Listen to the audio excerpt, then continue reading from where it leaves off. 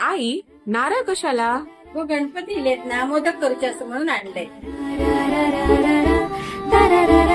या चिक्क माळेला रेशमी मौशार दोराग, या चिक्क माळेला रेशमी मौशार दोराग, मऊ रेशमाच्या दोऱ्यात नवरंगी माळ ओवी ग, रेशमाच्या